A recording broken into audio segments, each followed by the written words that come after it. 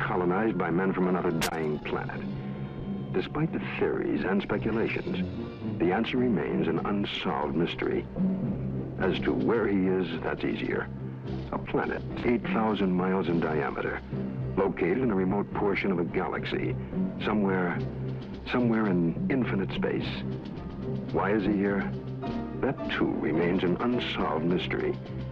Occupied by his daily affairs, he finds little time to contemplate such questions, except for those moments on a clear night when man pauses and looks to the star-filled heavens, and in his mind stirs an unanswered question.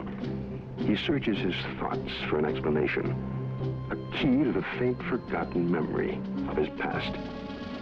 And perhaps at that moment, somewhere else in the universe, on a distant planet similar to his own, somewhere on the other side of our galaxy, other intelligent beings wondered too, and set out in airships on an adventure through space to search for their answers. November 2nd, 1967. Two men are driving west of Loveland, Texas. The night is clear and still. Then around 11 p.m., they have an extraordinary experience.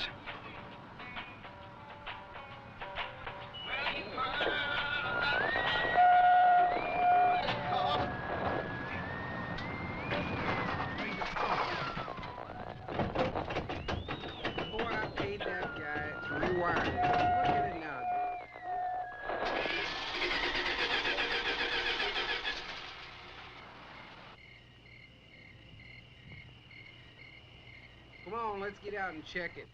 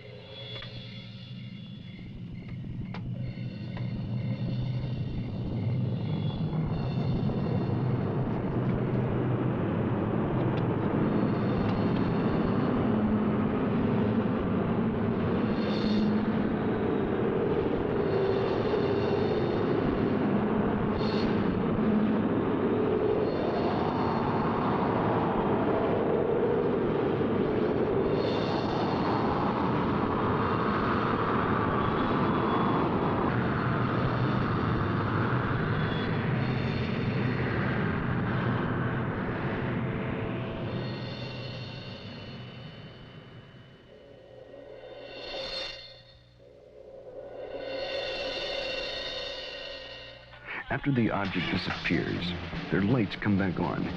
The engine restarts, and they hurry to notify the police. Later, the Air Force investigates their story and 15 similar reports before concluding that a form of globular lightning was responsible for the sightings. But there are many other possible explanations. What you're witnessing is based on fact. Some will find it fascinating. Some may find it frightening. But it is all true. With special thanks to NASA and the Department of Defense for their cooperation in our search for UFOs. It has begun.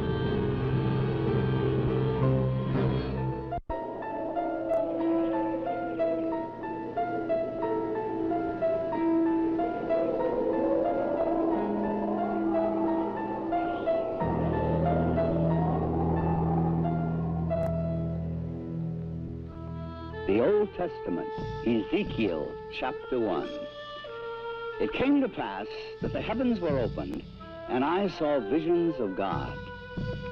Out of the midst thereof came the likeness of 4 living creatures. They had the likeness of man.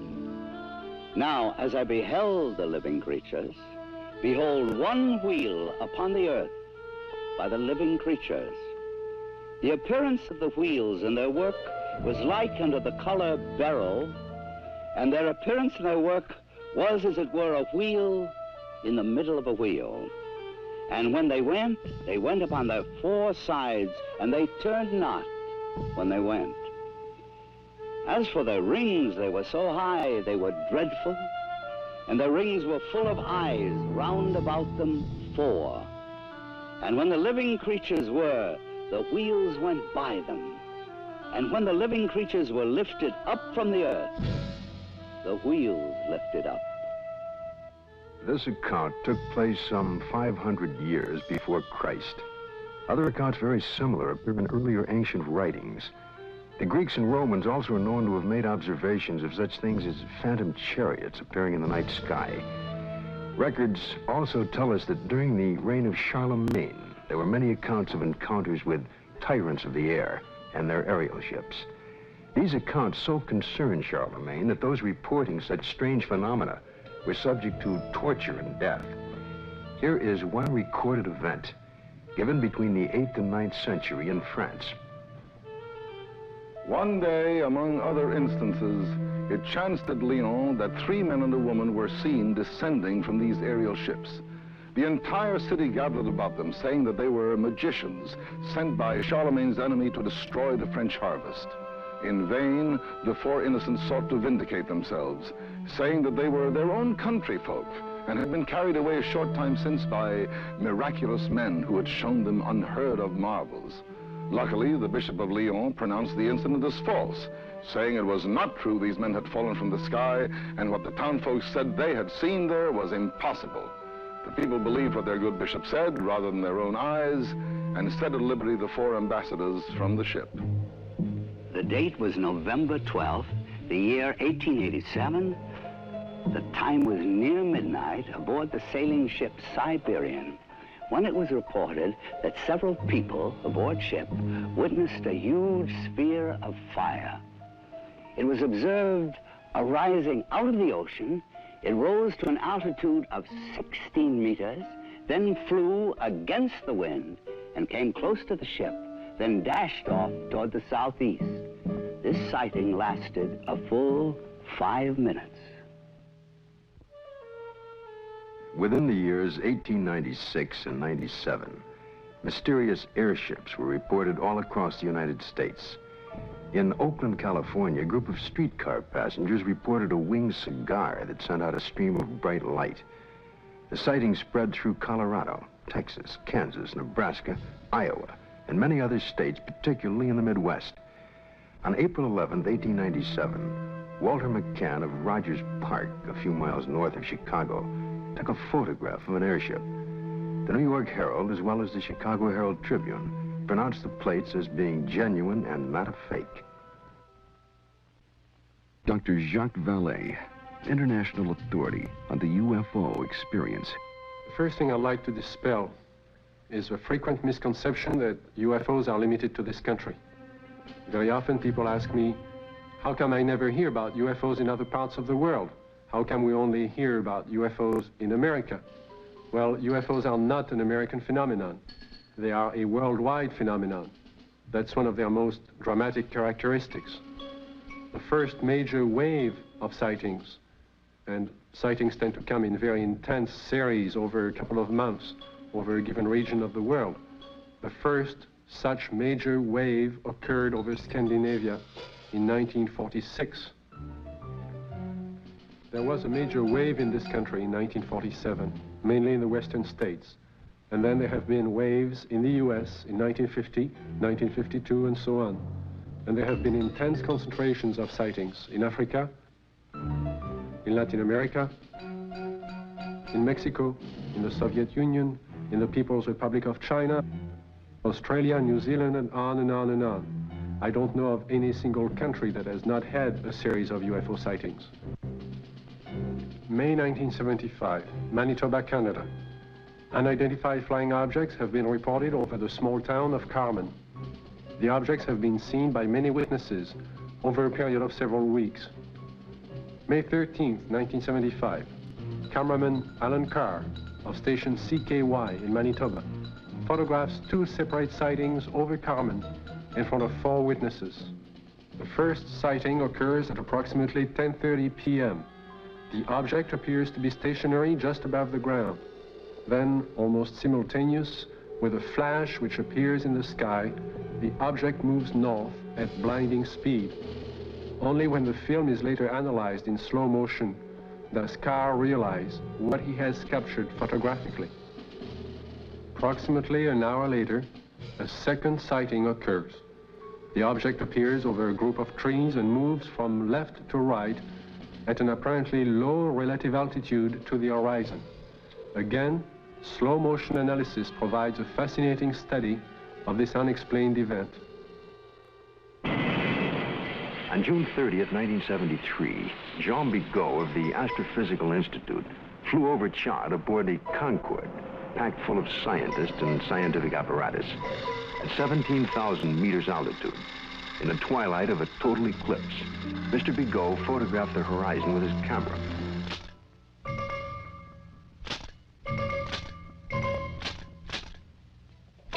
When the photo was enlarged, one of the slides showed what you're now seeing. If you look closely at this photograph, it resembles exactly what has been cited by many Americans during 1973 and 74.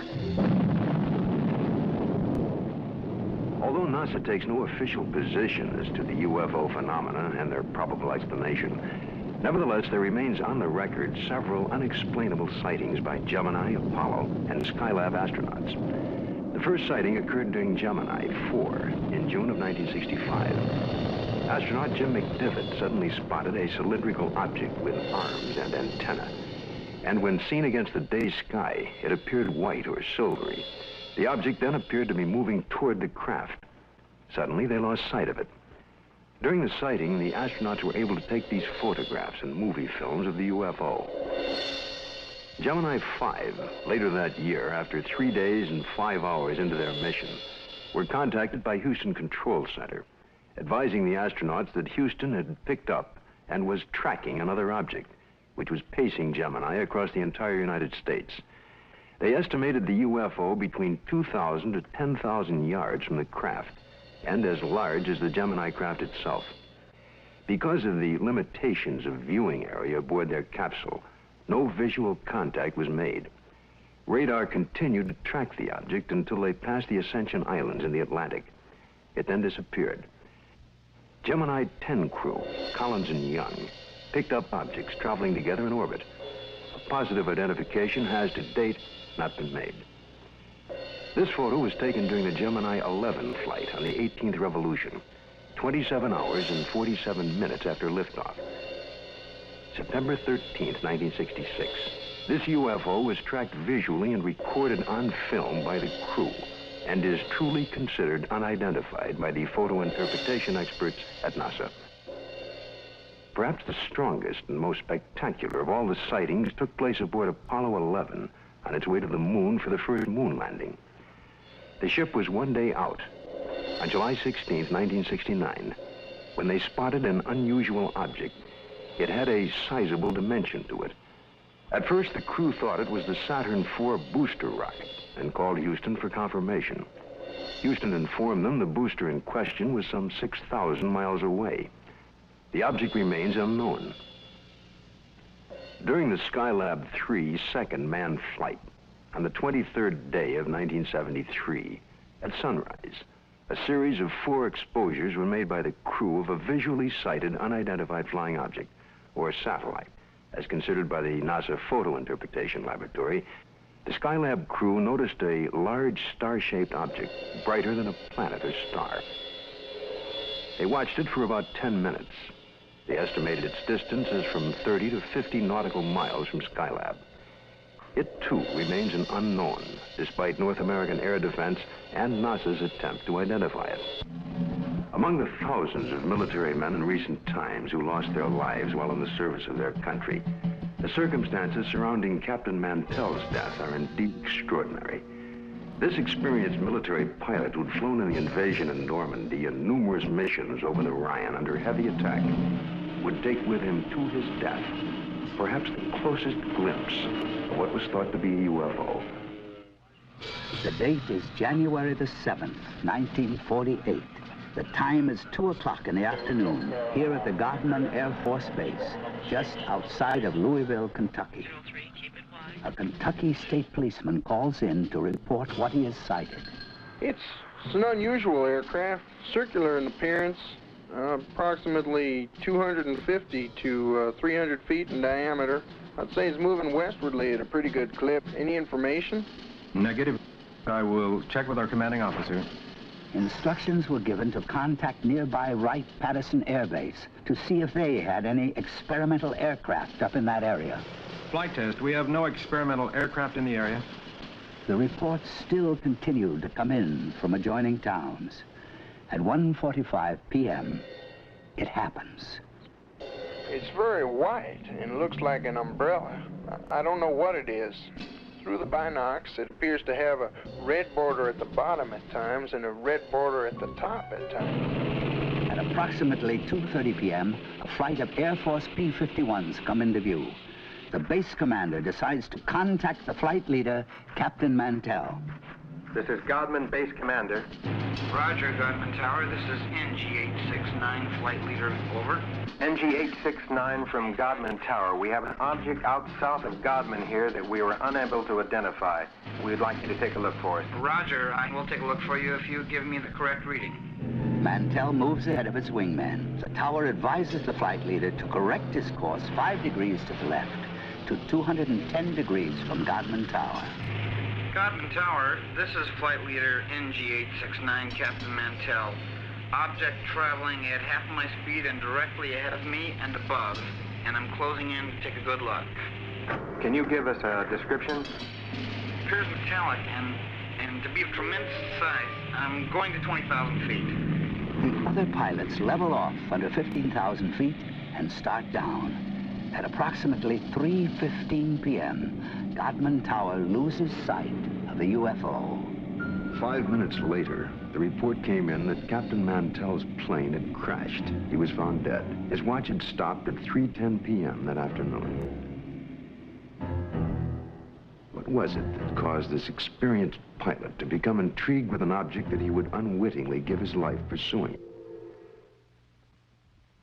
6 months later, a cylindrical-shaped object giving off a phosphorescent glow was to be sighted in the night sky over Robbins Air Force Base in Georgia. At 2:45 a.m., Captain C.S. Childs and First Officer J.B. Whitted were piloting a routine Eastern Airlines flight number 576 from Houston to Atlanta when Whitted reports, "We sighted an object coming toward us.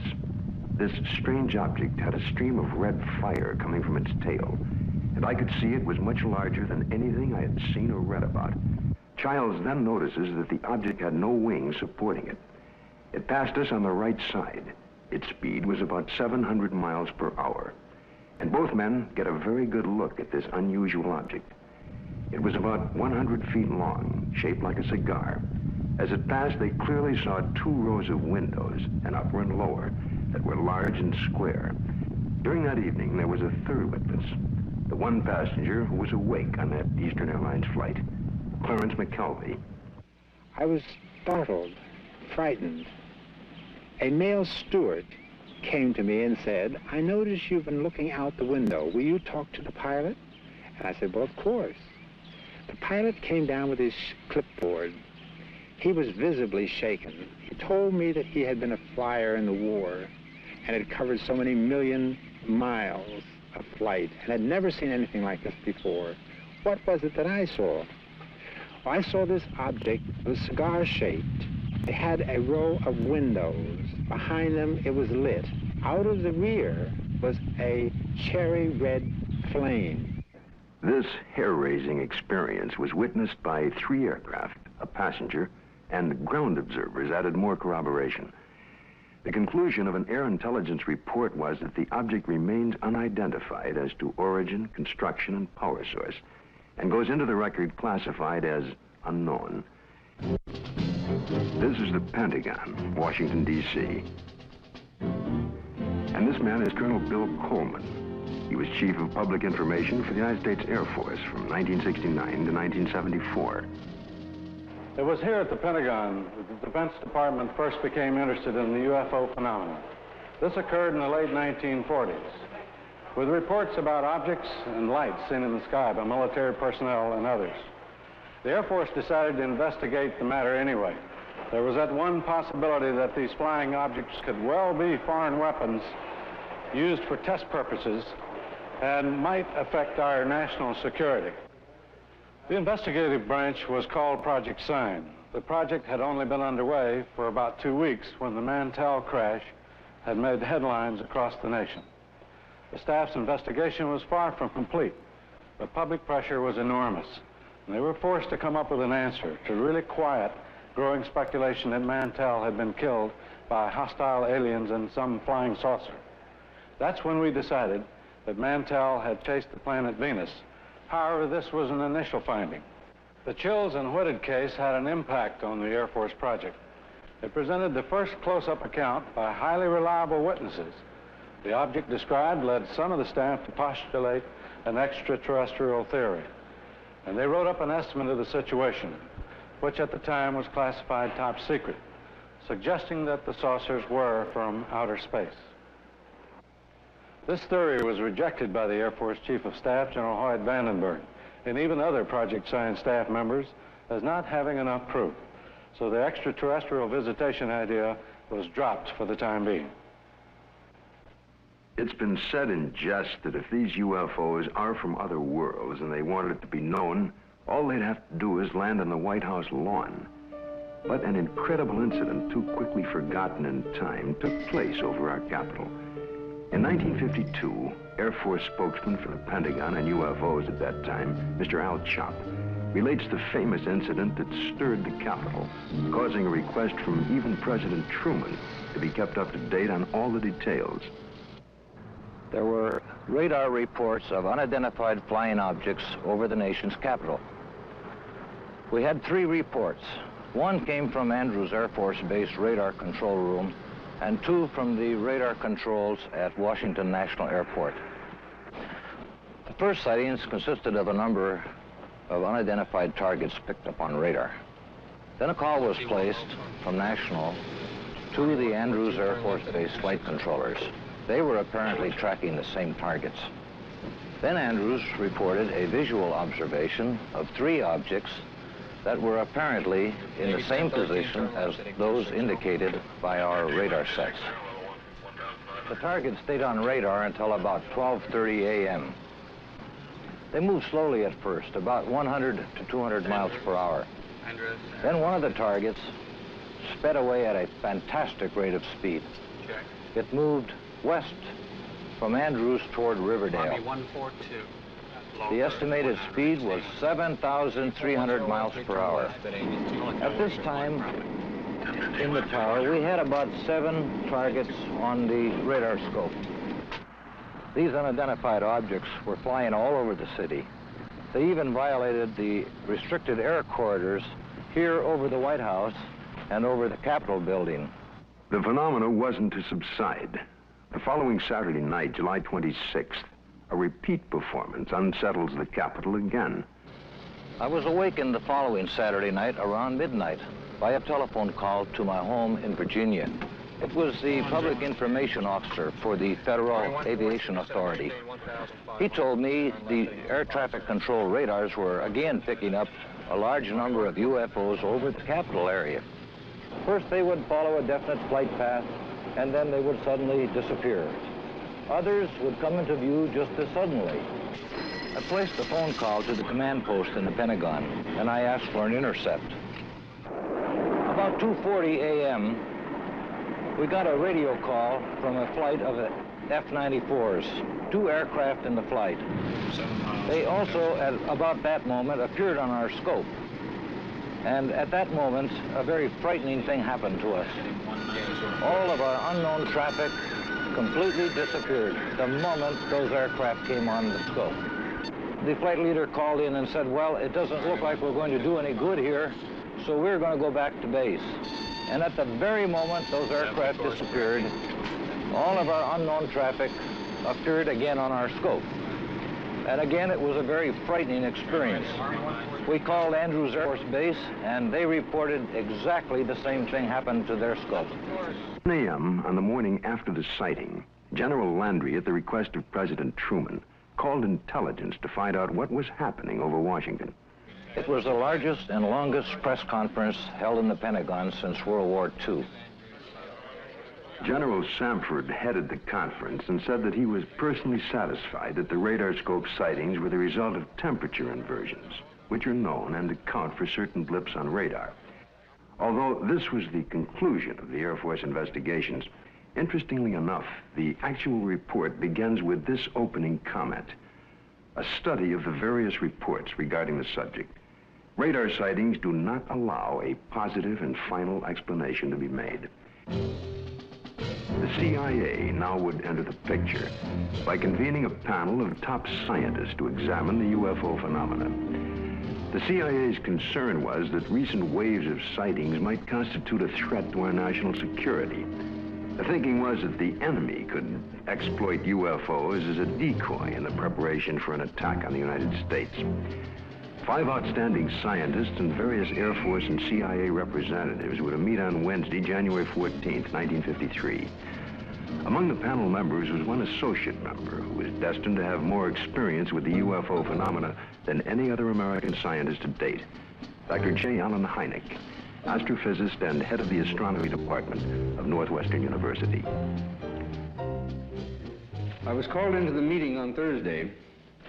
The panel members were seated around this table. It was a rather somber and impressive occasion, actually. I was a junior member, and I remember feeling considerably nervous and apprehensive about being in front of this powerhouse of scientists. But then for the past 4 years, I had been scientific advisor to the U.S. Air Force on this very problem. There were 2 films that were of particular interest to the panel at that time. One was a film taken by a Navy officer while on vacation in Utah, near Tremonton, Utah, and the other was a film taken in Great Falls, Montana, by the owner of the local baseball team. The Utah film had already been subjected to some 1,000 or so man-hours of analysis by the Navy's Photographic Interpretation Laboratory.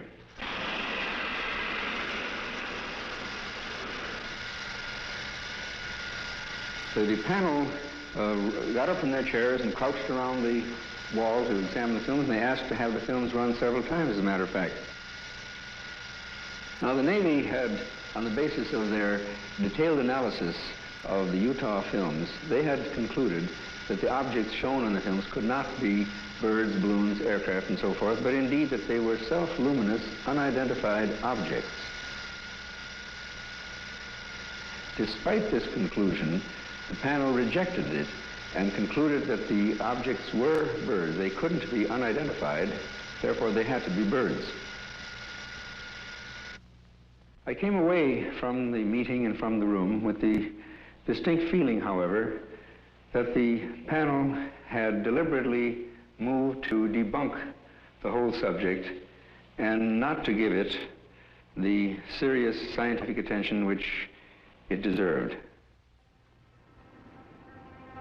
How many times have you noticed something in the sky, something out of the ordinary, a movement or shape that suddenly catches your attention? You look more closely, and usually the thing becomes immediately recognizable. It's the moon, or a flock of birds, or a plane, usually. But just for a moment, suppose the thing you glimpsed remains unrecognizable, unidentified, without witness or proof. All you have left is a nagging sense of mystery, of uncertainty. A few years ago, this man had such an encounter near San Francisco, only he had proof in the form of an 8mm movie. But through an unsettling series of circumstances involving the United States Air Force, he remains today uncertain about exactly what he saw. It was in August 1965. My family and I were invited to some friend's house near San Francisco. I remember it was a beautiful, clear day. We were driving for a while, and as a matter of fact, I recall looking at my watch, and it was around noontime. We continued driving, and I noticed at the distance something very bright. I was observing this for a few moments, and it appeared to be suspended in the air. There was no planes around. It was very clear, the day. There was no clouds. My family, they were with me. I called to their attention. They all looked at it. They were all amazed by it. And in the meantime, there were cars going by, and I tried to attract their attention, but they were not paying attention to me, or they were driving too fast. So I recall I had my movie camera with me, and I start filming this. And as I look at it, it was getting larger. It was moving from one direction, like from towards the left, then towards the right. This object was very bright, and I recall it was extremely enormous. I was just completely amazed by it. I ran out of film, then when I got home, I called the Hamilton Air Force, and I reported the sighting. The Air Force was very interested. They had asked me, as soon as I had the film developed, they would like very much to look at it. Well, I had the film developed. I look at it.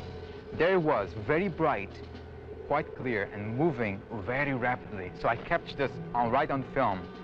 A week later, I received a letter from Hamilton Air Force Base, which reads, Dear Sir, we have received the 8mm film on which you captured what certainly seems to be a very fast-moving object in the skies over the Bay Area. The film has been forwarded to Wright-Patterson Air Force Base in Ohio, where such observations are investigated. Well, several weeks went by.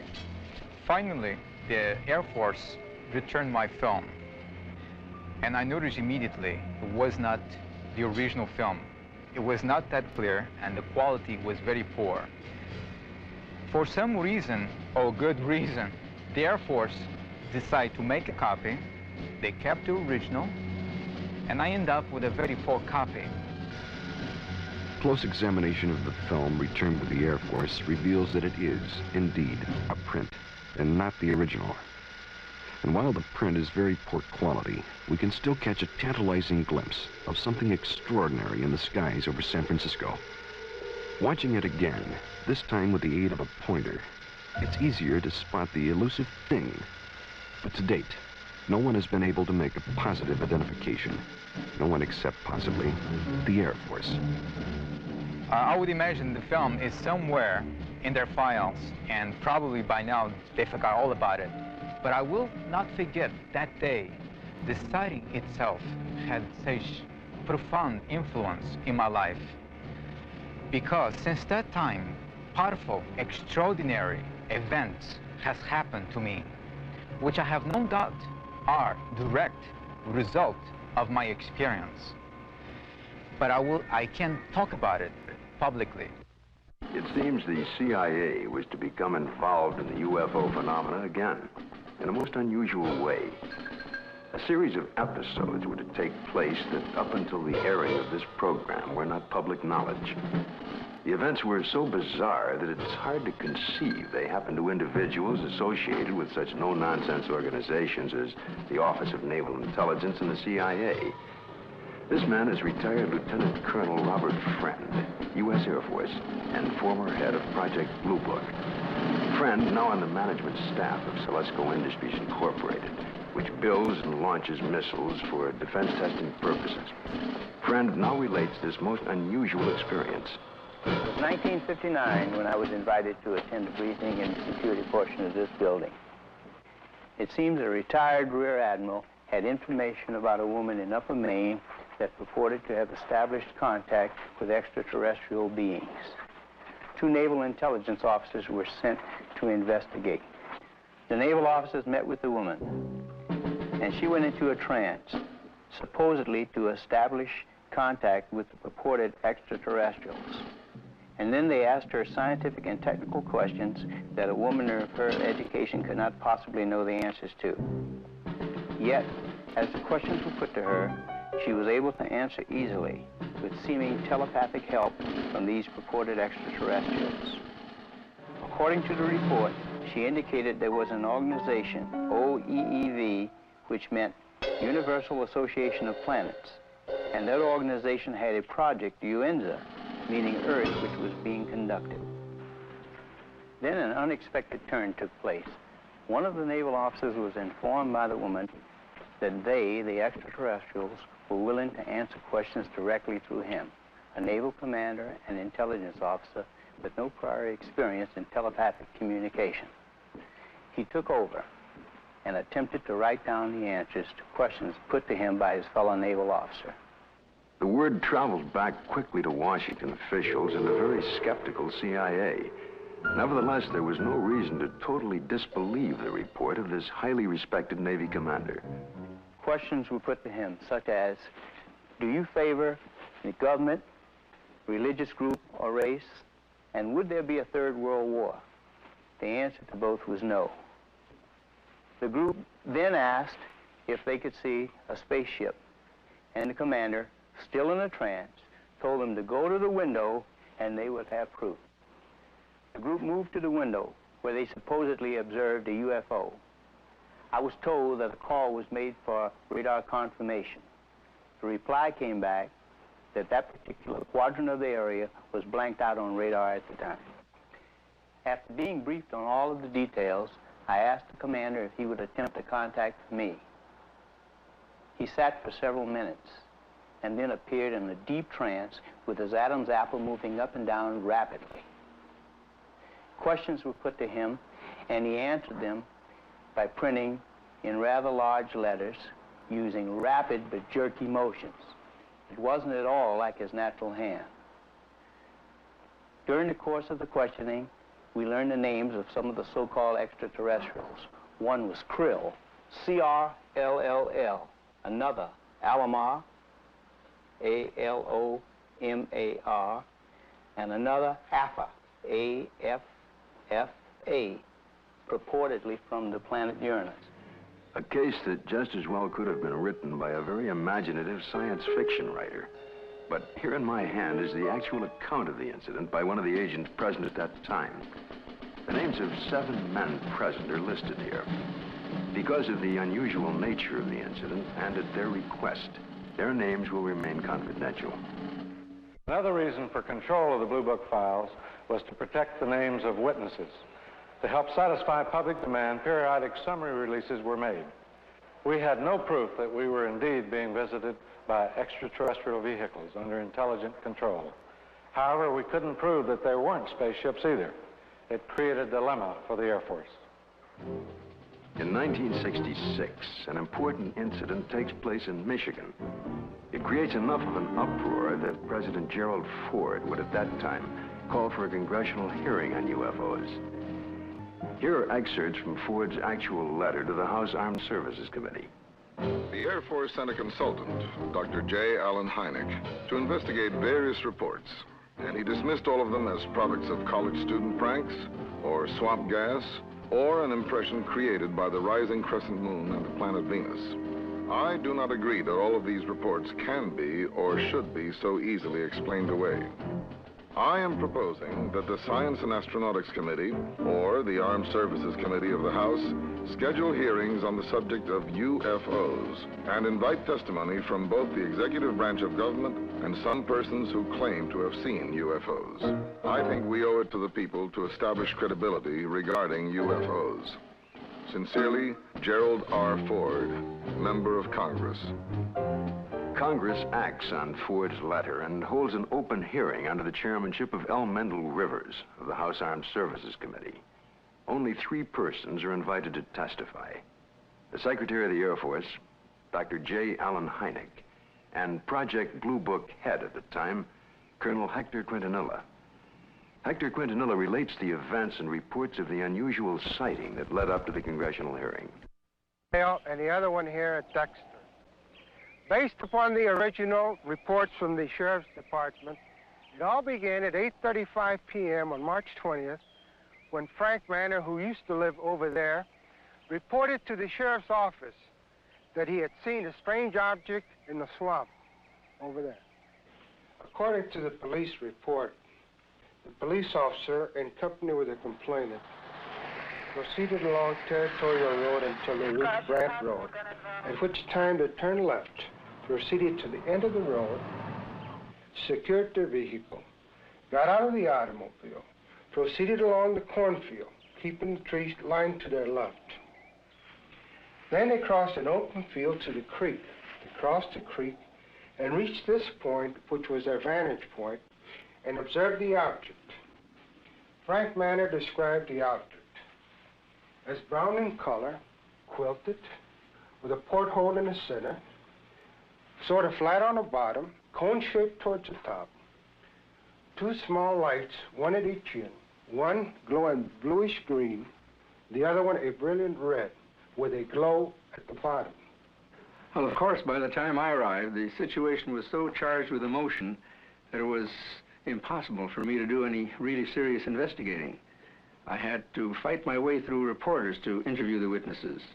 Other sightings were reported over the area, and a solution from Dr. Hynek and Major Quintanilla seemed in the offing. Well, the pressure was mounting for an official explanation. There were more than 60 newsmen jammed in at that news conference. I gave what I thought to be at that time the only scientific explanation possible for the faint lights in the swampy area. I made the statement that it could be swamp gas, and even though I went on to emphasize that I couldn't prove it in a court of law, that was the full explanation for these sightings. Well, the press picked up the phrase, swamp gas, and rushed off to the telephones, and I was to come into a great deal of criticism over it. What was the outcome of that congressional hearing? I believe the Air Force presented its side quite openly and completely. It seemed to satisfy the members of the committee. Now a remarkable observation is to be recorded. If the facts are correct, the Air Force must now consider the possibility of beings related to UFOs. It happened in Socorro, New Mexico, here just outside of this quiet desert town. A state highway patrol officer, Lonnie Zamora, was on duty, as he had been for the past several years. A black Chevrolet was observed, speeding by the courthouse. Zamora put his highway patrol car into pursuit. Lonnie chased the car north on US 85.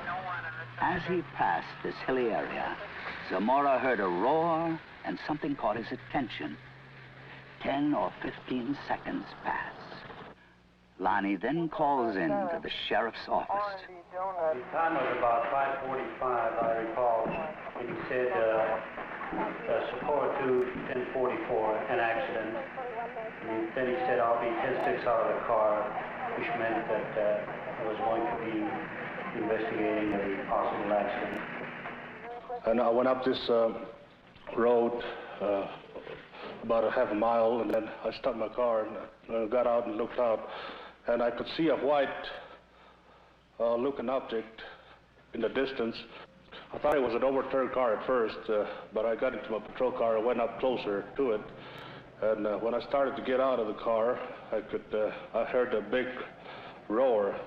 As I got to it, I could see looked like a couple of coveralls hanging from a clothesline. I couldn't see what it was, but it looked like a couple of coveralls. Zamora called in. He sounded very excited. He said he watched an object lift up slowly and disappeared into the sky very fast. I went down to where the object had been, and I noticed that brush was burning in several places.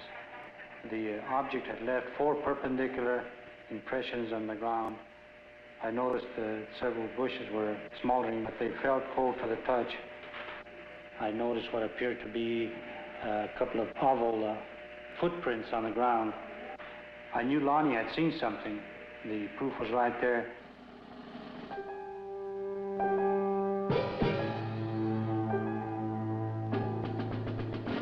The incident was very interesting, to say the least. It seems to differ from practically all the earlier cases we investigated from one standpoint. The vehicle had left pod marks. There was an insignia observed by Lonnie Zamora on the side of the craft. The insignia was unidentifiable, not American nor Russian. And last of all, the observation of these 2 people in some sort of suit. But what did the investigation turn up? What was the official Air Force estimation of the situation? We went over the case completely. We had soil samples tested at the Air Materials Laboratory. The burnt bushes were analyzed for propellant residue. We measured the distances between the pod marks. My first reaction was that it was a lunar test module from NASA or the Air Force. That seemed to be the only logical explanation. This was probably the best documented case in the Air Force files, and I checked it out everywhere, all the way up to the top, even to the White House command post, and nothing. According to the official status of the sighting of Lonnie Zamora, case carried as unidentified. pending additional data. April 19, 1897, in Leroy, Kansas, a farmer named Alexander Hamilton, his son, and a farmhand are awakened by strange noises from the cattle pen. Going outside, they discovered, to Hamilton's utter amazement, an enormous airship with a brilliant searchlight is slowly descending over the cow lot. Fearfully, Hamilton moves closer and is startled to find that one of his cows has been caught by a red cable running down from the ship. The next day, after an extensive search, he discovers the cow's hide, legs, and head in a field miles away. This is one of the first recorded cattle mutilations connected with UFOs. The report could easily be dismissed as a tall tale if there were no others. But since then, thousands of bizarre animal mutilations have been discovered, not only in this country, but in Africa, Australia, Brazil, and many European countries, in fact, all over the world. In this country, mutilations have occurred in over 30 states in the last 5 years alone. Frustrated ranchers and law enforcement officials have come to recognize the classic signature of the mysterious mutilators. Often, in a remote area, a cow will be found dead, the sex organs removed, and the tongue, an ear, and an eye, all surgically cut out. The body, more often than not, has been drained of blood, though no blood has been found on the ground. In fact, there are no tracks or prints of any kind near the body. And yet, amazingly enough, there is no evidence of a struggle. One of the first states to be hit by the mutilations was Colorado. Reporter Bill Jackson of the Sterling Advocate covered the story from the very beginning. A classic mutilation, or say 90 to 95% of the mutilations will be almost identical. Some part of the face will be gone, exposing nothing but, the jawbone. An eye will be taken, a tongue will be cut out, and an ear will be taken. The rectal area of the animal will be what appears to be bored out. The reproductive organs will be removed. In the case of a cow, the udder will either be entirely removed or parts of it will be removed. Usually, in probably 90 or 95% of the cases, there will be no blood whatsoever in the animal. And there will be no traces of blood on the ground where it fell or where it was mutilated. All you've got is the carcass, and you've got no idea why it died, or how it died, or how it was mutilated. It all began in 1975. It was a bizarre time. Nobody had ever seen anything like this before. Not only did we have the mutilated dead animals on the prairie, but we also started getting the lights in the sky at night. Along that time, there were many theories that were being developed on why this was being done. The satanic cults were being blamed, dope smugglers, UFOs, government experiment of some kind. As time went on, the situation became so widespread that people realized it couldn't be the occult or the dope smugglers, which left us two possibilities. Number one, it was being done by a government, let's say. Or number two, it was being done by UFOs. As more and more cases were reported, the Colorado Bureau of Investigation was called in. Well, our position is basically one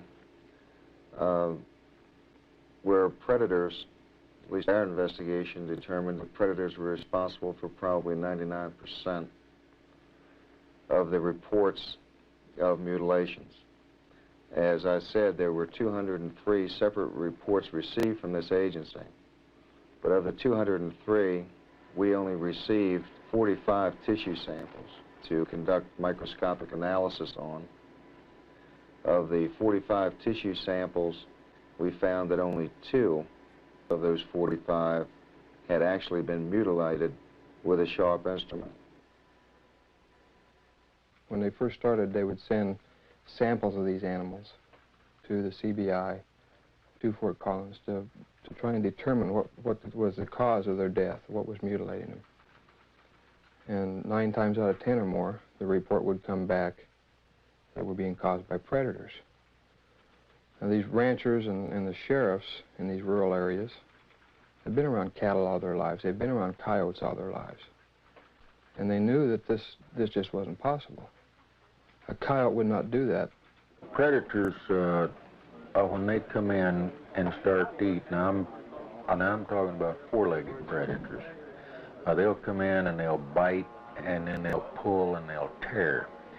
The cuts we have, even we can't make cuts like this. We've tried this many times on dead animals with scalpels, razors, and knives, and we can't make the same cuts. We've had cattle that we've went and investigated that were, called in, and I think I have a mutilation here, and we went out and we seen it, and it was not a mutilation. And these are not the ones that's reported. The ones that we classed as a classic type mutilation are actually mutilations, and they're not predators. Animals, wild animals, predators, coyotes, won't approach these carcasses. But in the case of an animal being mutilated in the wintertime, there's possibly something about the cold weather that may mask whatever it is that keeps predators away, and that will be the exception to the rule. Is this animal here, is any pretty much like the other ones you had that was mutilated? Yeah. How old a cow is this, Don? 8 years old, according to the way I looked at her teeth, 8 or 9. I know definitely it wasn't animals. We took out the whole works there.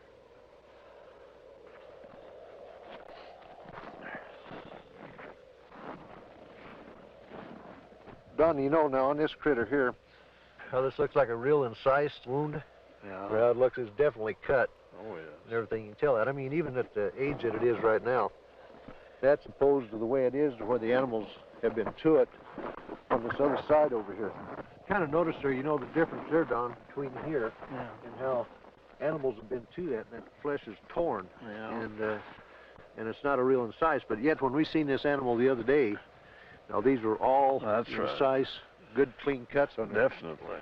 So that's a good example of what we was trying to say about the lab up there. They said that it was predators doing it, but that definitely wasn't a predator wound there. No, I wouldn't say. Well, it looks like they went clear from the navel here, clear back in underneath here, and took the whole bag and out of the whole works out, and they cored down into the rectum, the whole rectal area. It looks like it got back into some of the reproductive organs back in there. The mutilation and the sightings of the lights in the sky continued. It got to a point to where ranchers in the northeastern part of the state began arming themselves.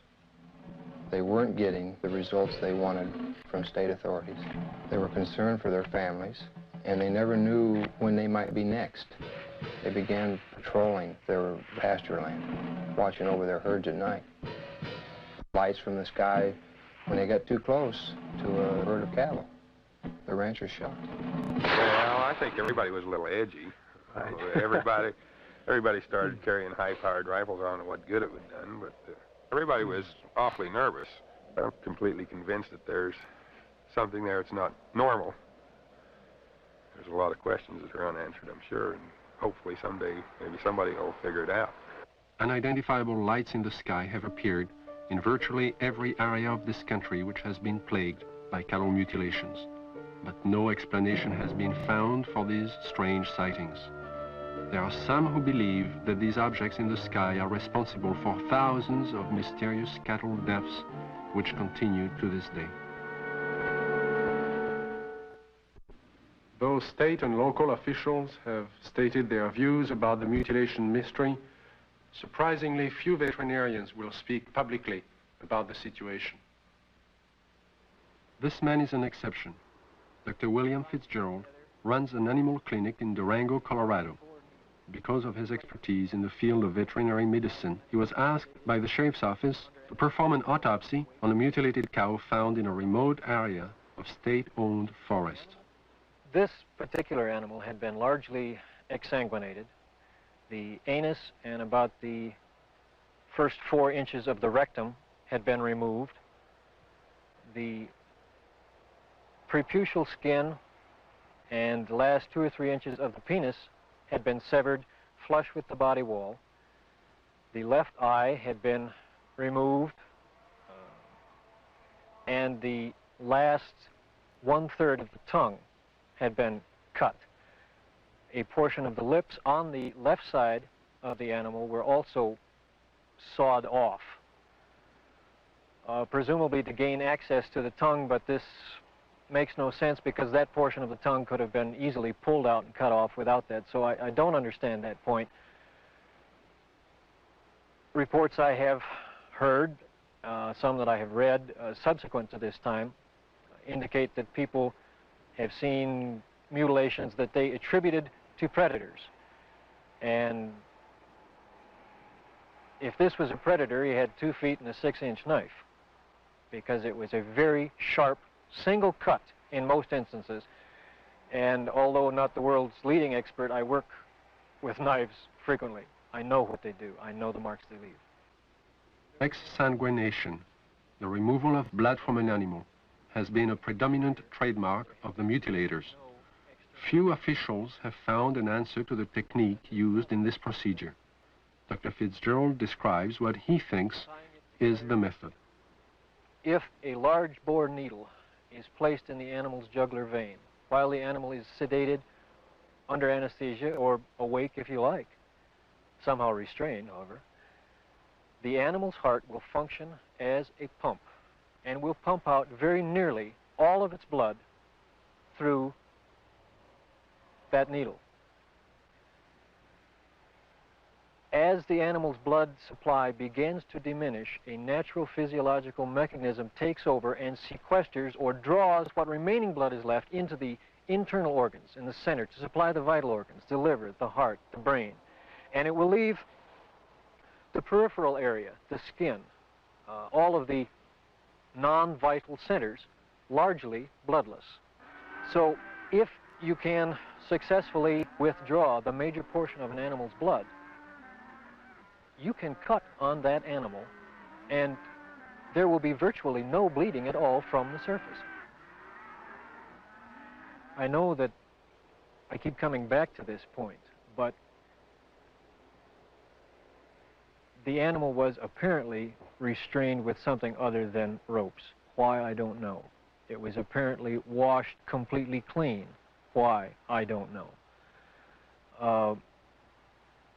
And it was in a very remote area. Perhaps these things tie together. Perhaps whoever, whatever, performed this didn't want to be observed. I think one of my initial feelings was that somebody certainly went to an awful lot of trouble to get back into a remote area where I don't believe you'd casually know there were even cattle to do all of this. Dulce, New Mexico, similar to the plains of Colorado in its isolation, but nestled among rolling hills and small mountains, is the land of the Jicarilla Apache. Tradition is strong here. Indian women weave intricate baskets and create delicate beadwork. The men preside over tribal business and raise cattle. And here, as in Logan County, the night sky has been lit with the glow of unknown flying objects, and cattle are found mutilated. Officer Gabe Valdez of the New Mexico State Police and retired scientist Howard Burgess, who pioneered the development of Kirlian photography in this country, periodically pool their knowledge and expertise in an effort to solve the mutilation mystery. Officer Valdez describes how it all began. It was in 1976, June the 14th, when we first had one of our cattle mutilations here in Dulce. The cattle that was mutilated belonged to Mr. Manuel Gomez. Any time that we do find one that it's not too decomposed and it's fresh enough for us to do some tests, well, I do call on Mr. Burgess because he has a lot of knowledge in the field of science that is very helpful to me in conducting my investigations. Howard Burgess had a theory that some of the cattle had been marked prior to their mutilation with something which would show up under ultraviolet light but be invisible to the naked eye. Late one night, he and Valdez conducted an experiment and found that out of 80 head of cattle, 5 were indeed marked with a powdery white substance, visible only under ultraviolet light. So we took ultraviolet with some special filters and ran the cattle through it, and what appears to be markings glowed under ultraviolet. It's invisible to the normal eye, but under ultraviolet it does glow. Then we removed the hair from the region that does glow, and we removed a control sample. We took these to the lab and had chemical checks run on them. We did find that the sample that did glow is extremely high in potassium and magnesium. At the time, this was interesting, but it didn't mean much to us until we ran on to other things that began to tie in with it. The tie-in came on June 3rd, 1978, when a UFO was sighted over Taos, New Mexico. As it hovered over the town, it dropped a thin film of ashes onto the ground below. The ashes contained high levels of magnesium and potassium, the same elements found on the cattle under ultraviolet light, but there was more. We find there's at least 25 elements in there. There's a good possibility that it may be something that's organic. And if it is, this just opens up a real bag of worms, because anything can happen if this is an organic material that has come from one of these crafts. And this, as the people told us, directly fell from the craft that was hovering over the area. One day in 1975, Logan County Sheriff Tex Graves took his deputies into the countryside around Sterling, Colorado, determined to track the bright lights which had been skimming across the ranches and farmlands for the last several weeks. Reporter Bill Jackson describes the sequence of events. We were just getting started in this. We really didn't know what we were doing. We weren't prepared for anything like this, of course. But as time went on, we realized we couldn't catch them, so maybe we can take pictures of them and discover something that way. A year and a half later, the lights returned. The mutilations were still going on. So we arranged with the Honeywell people in Denver to borrow a 1100 millimeter Lentar lens from them. And got some high-speed recording film from Kodak. And then we sat and we waited, hoping that the lights would come back and we'd have a chance, and finally that chance came. It was a stationary object that we saw for approximately 30 to 45 minutes, and the resulting shots were interesting, to say the least.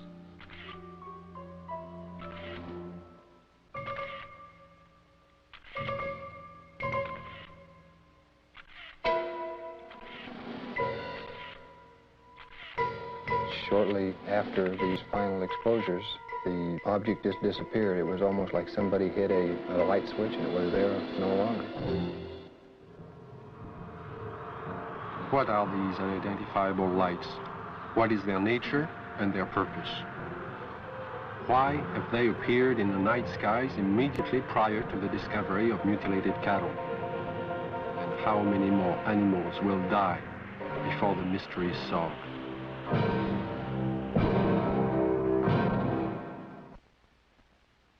In 1974, I received a call from a woman who had a strange story to tell.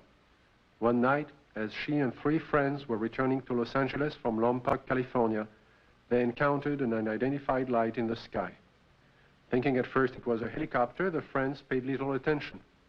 When the object began to fly in unusual patterns at extremely high speeds, the passengers soon realized they were dealing with something out of the ordinary. What happened next is best told in the woman's own words. Helen is a fictional name. Her real name is being withheld at her own request. I saw it come into the sky from the top of the mountain range and go straight up and do a 90-degree angle toward us, and I called it to the attention of Don, John, and Sue. And they saw it too, and it was there. I was not on dope or alcohol or anything like that. And it starting doing really erratic things in the sky. It was a small white light and very easy to see. We were not mistaking anything. It came over to the car, flipped over and went around on the other side of the toward the other hills and came back, sailed above the car.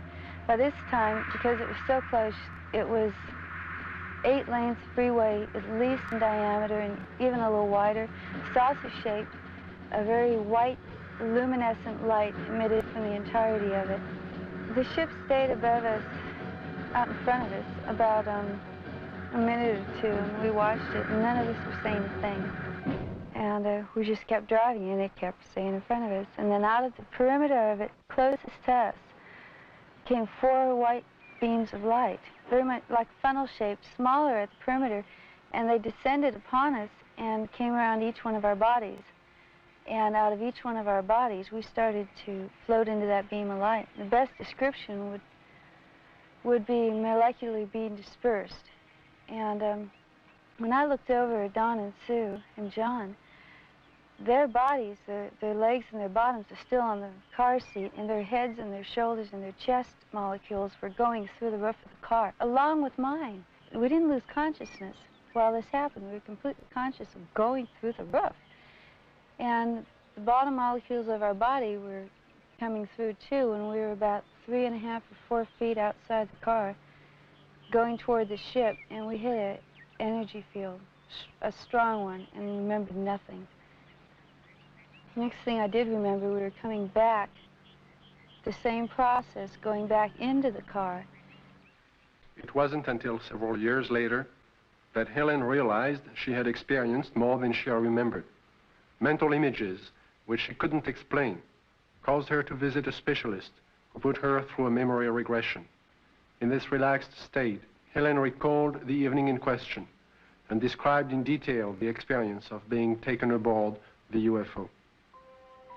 I came to, and standing in front of me was a very tall man with whitish hair, kind of bronze, beautifully tan type of skin. And he had a long type of robish gown on, and he was looking at me, and very, very friendly. And he said he supposed I'd like to know what we were doing here. And I looked around, and I did want to know. There was a huge room that we were in that had a hallway off the front and a hallway off to the side. And they were round, curved hallways. The room was very light. Iridescent light radiated all over, but you didn't see a light bulb anywhere. In fact, you didn't see hardly anything except for the swivel chairs we were sitting in. And he proceeded to help me up, and then we walked together over to the screen in front of us, across the room, and he showed us some information, pictures, and it was very cordial and very easy to talk with. The man spoke to me in English, but concurrent with everything he said was a great deal of telepathic communication, and it was completely peaceful feeling. It all made sense. He showed us a screen with many images on it that clarified some of the things he was saying. He also said that he'd been around with the other people there for thousands of years, and that they had been picking up people and giving information to people for the use of putting it into this world, into this society, to bring about a lot of better changes. And the interesting thing was that there are some people, he indicated, who we know and read about, who were given information by him. This is what he told me. And there was no fear. That's predominant, I think, in everything. From this large room where we first came on, the man led me down into a couple other rooms. And the one that's very interesting was more or less in the center of this ship, and it was a room full of dials and full of men dressed in more form-fitting clothes, whereas the one who met me had a type of ambassadorial robes on. And these guys had more like turtlenecks and Levi's. They were still white, soft, iridescent, and very comfortable looking. And they were working. There was plenty of dials, and there was lots of screens, types of scopes there, and they were doing things very involved. None of them paid any attention to us. They kept their work. After he had taken me to these rooms, we were walking again down the hall to go back to the car. And while we were walking, I remember telling him, you know, nobody's going to believe me. And he said, he's a really nice doctor, and he goes, it doesn't matter if anybody believes you. And there was a purpose to being told these things, and what I had learned and what John and Sue had learned too had its purpose.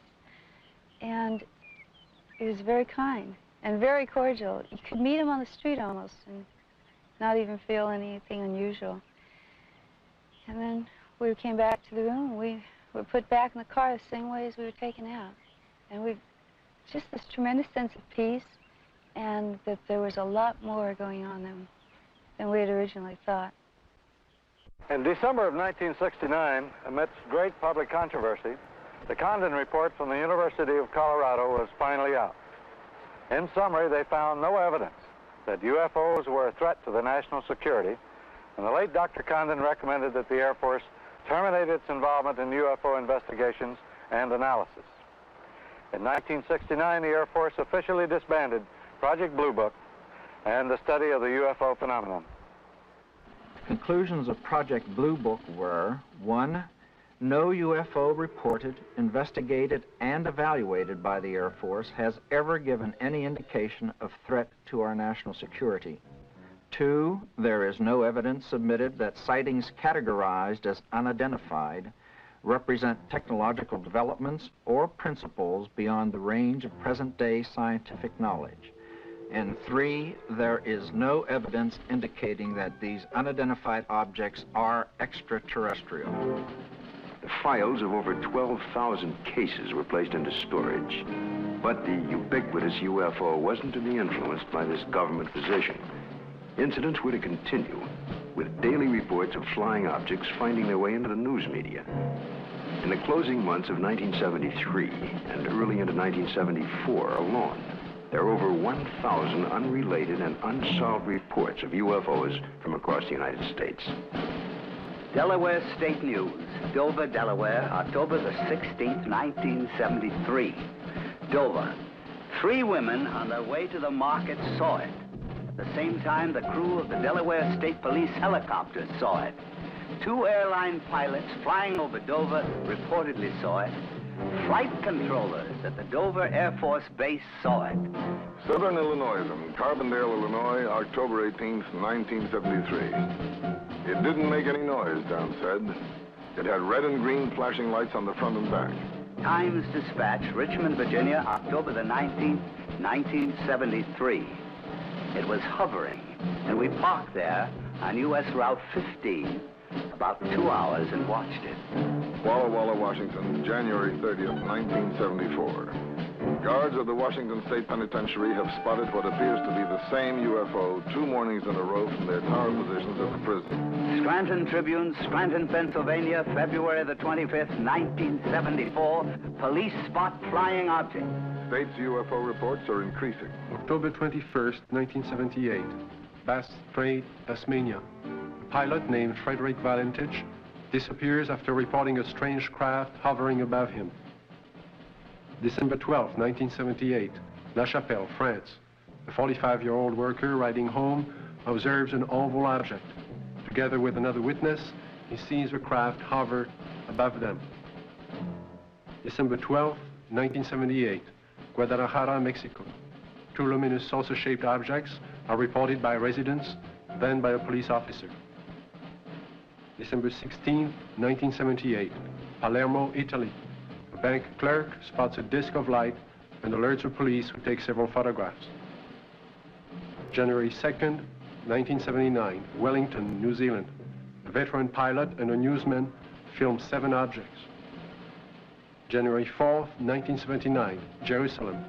Police on duty see 3 mysterious objects at high altitude. January 5th, 1979, Johannesburg, South Africa. A woman and her son report seeing half a dozen occupants in front of a brightly colored craft on a lonely country road. Ordinary people are seeing something all over the globe. But what have the experts seen? NORAD and the Air Force do have extremely sophisticated equipment, and by use of the phased array radar facility, surveillance is maintained on objects in space. But the system is only designed to track things like rockets, satellites, and man-made debris, objects with specific trajectories and which hold an orbital or flight velocity of approximately 4.8 nautical miles per second. This system is designed to discriminate between objects in space. For example, it will ignore a meteor entering the Earth's atmosphere, but will quickly spot a satellite as it begins re-entry. Objects can also be photographed with incredible precision by the electro-optical surveillance system, and it's very good at its job. However, it's not designed to photograph everything, just specific items and particular missions. The sky is so vast, it is virtually impossible to wait for, track, and photograph all unidentified phenomena. There is just not sufficient time or budget. So it is not really accurate to say that our sophisticated equipment and personnel are able to identify and examine any and all UFOs. On the contrary, they are programmed to study man-built machines, and only that.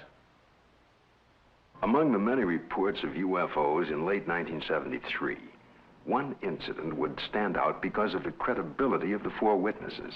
This is Major Coyne, Army helicopter pilot, his co-pilot, Lieutenant Arrigo Jetsi, Air Medic Sergeant Healy, and Robert Janicek. These men had just finished their annual flight physical early that day and were found fit and sound of mind. They would take off from Port Columbus Airport about 10:30 p.m.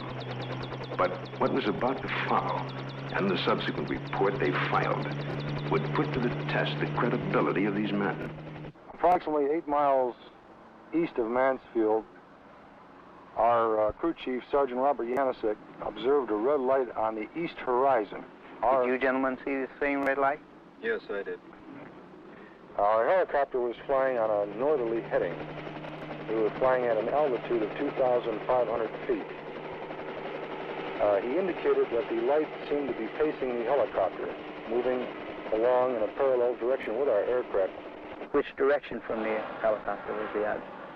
Moving, it was to our right, to the right side of the helicopter, and it was moving with us as we were heading north towards Cleveland.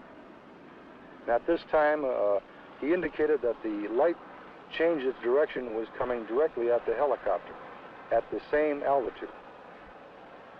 And as the helicopter was maintaining a speed of 90 knots, the object came at a terrific speed from the horizon. We estimated 15 miles. Visibility was reported 15 miles that night. Did you gentlemen see the object at this time, after it had been pointed out by the sergeant? No, not at that time. I was flying left seat or co-pilot, and visibility from that seat from an object approaching from the right is rather limited. So I was having a difficulty seeing the object. And it was for that reason that Major Coyne did take the aircraft or the controls from me. I grabbed the controls from Lieutenant Jetsi because I thought it was going to hit us. I braced for impact. With that, I pushed the collective down to get the helicopter to start to descend. I then looked at the altimeter. It was showing 1,700 feet, and we were descending 1,000 feet a minute. The helicopter began to descend, and as this object came at the helicopter, it seemed to descend with the helicopter. When the helicopter went down, the object came down, but it still came directly at our broadside, as if to hit the helicopter from the right side. Did anyone else see the object at this time? Yes, I was watching it come on out of the east horizon. And the only thing I felt was when the skipper took over the controls and we started to auto-rotate down, and I'd never been involved in a mid-air collision, so I was just watching this thing come at us. And it was at this time a light came, swung 90 degrees from the UFO towards the helicopter, and it came in through the front of the plexiglass, and the entire cabin inside turned green from the light. It was a pyramid-shaped type light that beamed down and came through the front of the helicopter. How long was your aircraft bathed in this beam? The light that came into the cockpit apparently lasted only for a few seconds, but it was enough time that I observed the red instrument panel lights utilized for night flying to be absorbed by the green light. Was it possible for you to determine the outline of this object against the star background? Yes, sir. It was a cigar-shaped object, like a symmetrical airfoil with the dome on it. It was a solid object. It was a metallic structure to it. And you could see lights reflecting off the structure, and you could not see any of the stars or behind the object itself. Well, while all this was going on, what was the attitude of the helicopter? Apparently, when we were supposed to be descending at 2,000 feet a minute at 100 knots. We were climbing at 1,000 feet a minute with the controls still established for a descent. And we went from 1,700 feet up to 3,500 feet and topped out at 3,800 feet. I would like to stress one important fact, and that is there is approximately 20 years of Army aviation experience between the 4 men on board the helicopter that night. We have been trained to follow procedures and regulations in reporting incidences, regardless of how they're accepted. And we try to follow those procedures. And we reported the incident as it occurred and have avoided any speculation on the subject. While our government's official position is not to speculate on this subject, we can choose to let our minds explore other possibilities, to use our imaginations. For if we consider that astroscientists agree on one point, that the possibility of life elsewhere is not only quite probable, some feel it is there without a doubt. Let us suppose then that these objects are real space vehicles, extraterrestrial in origin, and not an illusion of the mind. Perhaps we can begin to accept such ideas as various reported UFO shapes and configurations by looking at our own aviation history. We have, in 71 years, devised dozens of aircraft shapes, from propeller-driven biplanes to lunar modules to date.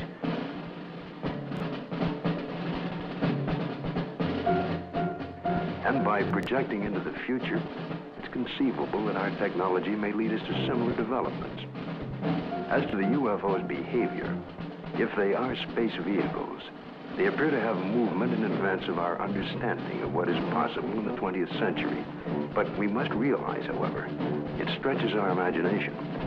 There will be a 21st and 22nd and 23rd century, where the impossibilities of today may be tomorrow's commonplace. If these vehicles are of origins outside our Earth, then we must assume they are managed, controlled, and operated by some sort of beings, perhaps similar to us. From sketchy reports around the world, we can begin to construct a hazy portrait of these aliens. Reports indicate ashen, pale, white skin, perhaps with a thin protective membrane over them. Eyes large, far apart, with a wraparound appearance. Nose indefinite, 2 small breathing holes. A slit mouth, or small, or no opening at all. Behavior, cautious, curious, firm. Ability to paralyze on touch. Sounds emitted. Humming. Oohs in a foreign language or some accent. Buzzing as if electronic from their head and chest. Wearing head protection or overall body protection. We just might not be scientific and technically sophisticated to the extent that's necessary in order to recognize what is the real evidence in what we have collected. I think we should also think of other possible hypotheses. Suppose there are such things as interlocking universes, where forms of matter which don't mesh with ours except under strange conditions. To assume that we're on the level of intelligence that would of necessity be visiting us, if they have the ability to come here, there may be no common bridge of understanding. There may be attempts at communication and we don't recognize it as communication. We must always be aware of the fact that we may be testing the wrong hypothesis. As for instance, in the days when people talked about stones falling from heaven, that was testing the wrong hypothesis. Meteorites do exist, the phenomenon exists, but they're not stones that fall from heaven. They're stones that the Earth collides with when they're in orbit around the sun. It's arrogant, egocentric, egotistical for us to think that we are the highest intelligences in the universe. I think that's completely preposterous. As far as the extraterrestrial intelligence is concerned, I believe it's out there. We have not been able to come up with a logical explanation. At least our scientists have not. the only plausible explanation that would explain all of these sightings is the theory that these could be intelligently controlled vehicles controlled by an alien species, alien to this planet. How would the public react if this event were true? To find the answer, Dr. Leon Festinger of the New School for Social Research consulted a number of prominent social psychologists from several universities across the United States. You must realize that social scientists can only make educated guesses about reactions to such a new and startling event. But nevertheless, certain behavior can be predicted. Dr. Aronson of the University of Texas points out that many people already have strong beliefs about the existence or non-existence of extraterrestrial beings and are committed to these beliefs. Dr. Walser tells us that if these extraterrestrial beings were advanced beyond us, we would probably gain technological information from them, that many Americans may worry that their benefactor will demand something in return, constant gratitude or acknowledgement of their superiority. As far as panic is concerned, most of my associates agree that it wouldn't happen unless there were, one, an imminent danger with no escape or chance to protect oneself, and two, it resulted in loss of contact with family or primary groups. And last, there is also the question of longer-term effects. What would happen over many years? One social psychologist suggests that it might help to unite the world. If the visitors from space prove to be an enemy, he suggests, then we would unite as one species to drive the invader away and then to live in peace thereafter. We've so far talked of the past and the present, but what are the possibilities of the future?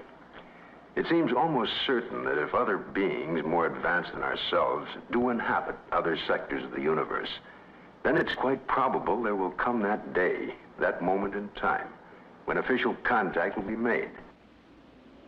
Let's look at an incident that might happen in the future, or perhaps could have happened already. The premise is that contact is made by extraterrestrial beings with representatives of the United States Air Force at Holloman Air Force Base in the deserts of New Mexico. The day is clear. It's about 5:32 a.m. at Holloman Air Force Base. Traffic light. One recon plane is on the field ready for takeoff when Sergeant Mann is given a report of an approaching unidentified craft. Yeah, Bill, no, nothing on the wall. I'll repeat it again. Unidentified approaching objects on coordinate 49er, 34 degrees southwest, following Lincoln Array. Can I go northeastbound with the Army helicopter? Probably a stray civilian, maybe. Keep me informed. 142, turn left. I see him over there. Check with Edwards. Make contact with him, Bill. This is Holloman Air Force Base, Control Tower. Identify yourself. What's your tail number? You're encroaching on military airspace. Warning, identify yourself. You're in a restricted military air corridor. Call the base commander. Base commander's office, Sergeant Whitmore speaking. Yes? Yes, hold on. Turn off for you. This is Colonel Horner, yes?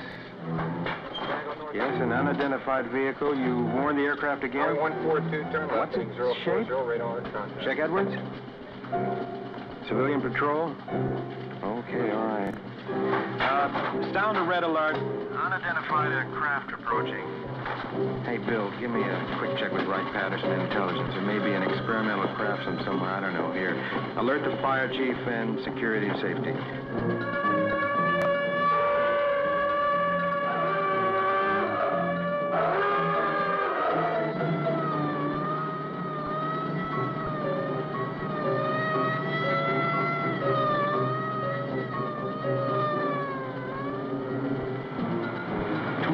Interceptors are dispatched to escort the unidentified crafts out of the area.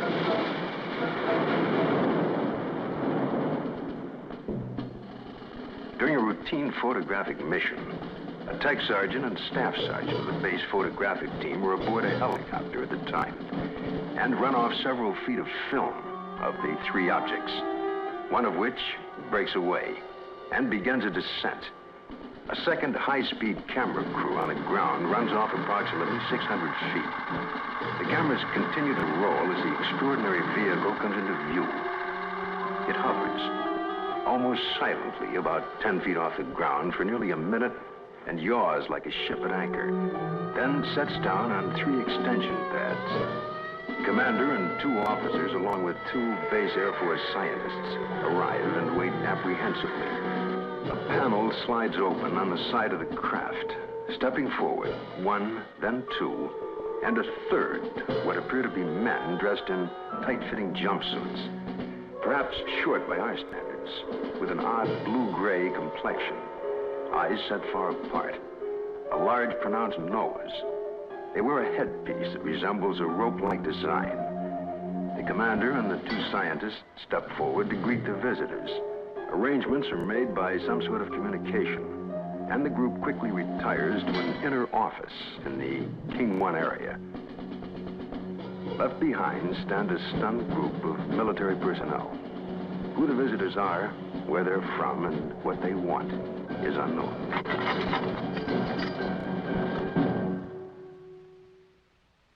We now have a new challenge, perhaps the most monumental in recorded history. The opportunity to investigate a phenomenon that could change our destiny. Through the study and understanding of the UFO phenomena, we may discover a new energy force, or how to use it. Or it could lead to an understanding of our relationship to life throughout the universe. And if there are beings from distant advanced societies, we may be privileged to see a revelation, a look at ourselves 1,000 years in the future. And perhaps at this very moment, located in another galaxy, somewhere in infinite space, other beings raise similar questions and discuss the possibilities of life outside their planet, and talk about Earth as part of their plans for the near future.